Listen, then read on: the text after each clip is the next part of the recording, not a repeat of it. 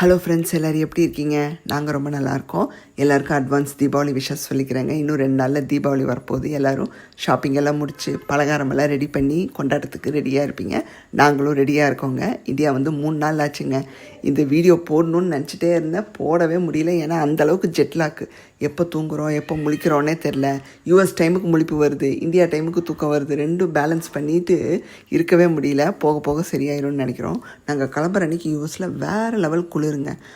அந்த டிசம்பரில் உள்ள அந்த பீக் வின்டர் மாதிரி இருந்துச்சு. ஏன்னா நாங்கள் இருக்கிறது மேல் ஃப்ளோர். ஒவ்வொரு பெட்டியாக கீழே இறக்கி வண்டியில் ஏற்றுறதுக்குள்ளே ஒரு வழியாகிடுச்சு. ஆனால் கரெக்டான டைமுக்கு டாக்ஸியும் வந்து ஆஜராயிட்டாங்க.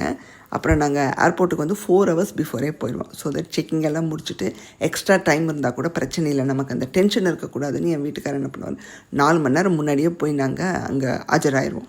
ஸோ செக்கிங் எல்லாம் பொறுமையாக முடிச்சுட்டு அதுக்கப்புறம் நமக்கு எதாவது காஃபி இல்லை ஒரு மினி பிரேக்ஃபாஸ்ட் மாதிரி எதாவது சாப்பிட்ணுன்னா சாப்பிட்டுட்டு நம்ம பொறுமையாக ஃப்ளைட்டு போர்டிங் பண்ணிக்கலாம் அப்படின்னு மாதிரி எப்போவுமே பிளான் பண்ணுறது தான். ஸோ அதேபடி பெட்டியெல்லாம் வந்து நாங்கள் செக்கிங்கில் போட்டுட்டு அதுக்கப்புறம் மெயின் செக்கிங் இருக்கும் பார்த்திங்களா, அந்த லேப்டாப்பு அது இதுன்னு அதெல்லாத்தையும் முடிச்சுட்டு அதுக்கப்புறம் ஒரு காஃபியை வாங்கி குடித்தோம். ஏன்னா ரொம்ப பசிக்க ஆரம்பிச்சிருச்சு. ஏன்னா அந்த க்யூவில் வந்து உங்களுக்கு 30-40 மினிட்ஸ் எடுத்துக்கும் டைமு. ஸோ ஒரு காஃபியை குடிச்சிட்டு அப்புறம் எனக்கு வந்து பார்த்திங்கன்னா ஒரு ஃபலாஃபல் பாக்கெட் மாதிரி வெஜ்ஜில் வாங்கியிருந்தேன். சரி ஒரு பைட்ஸ் ஏதோ சாப்பிட்ணும் போல் தோணுச்சு. என் வீட்டுக்காரர் சிக்கனில் ஏதோ வாங்கிட்டார்.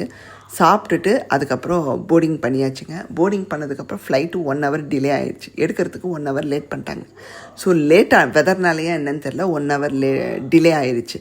அது லேட்டானனால என்னாச்சுன்னா எங்களுக்கு 4 லக்கேஜ், பெரிய லக்கேஜில் ஒரு லக்கேஜ் வந்து அடுத்த ஃப்ளைட்டில் லோடு ஆகலை.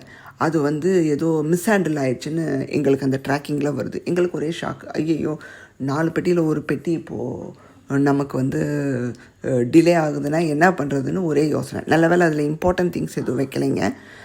அதனால் நாங்கள் ஒன்றும் ஒரி பண்ணிக்கல. சரி வரும்போது வரட்டும் அப்படின்னு விட்டுட்டோம். ஸோ வந்து லேண்ட் ஆனதுமே எங்கள் அத்தை வந்து பார்த்திங்கன்னா முறுக்கெல்லாம் சுட்டு வச்சுட்டாங்க ஆல்ரெடி. ஸோ அதெல்லாம் வீடியோ எடுக்க முடியல. ஆல்ரெடி அவங்க நீட்டாக வந்து சர்வெண்ட்டை வச்சு அழகாக ரெடி பண்ணி வச்சுட்டாங்க. அண்ட் அதிரசம் பண்ணியிருந்தாங்க ஸ்வீட்டில்.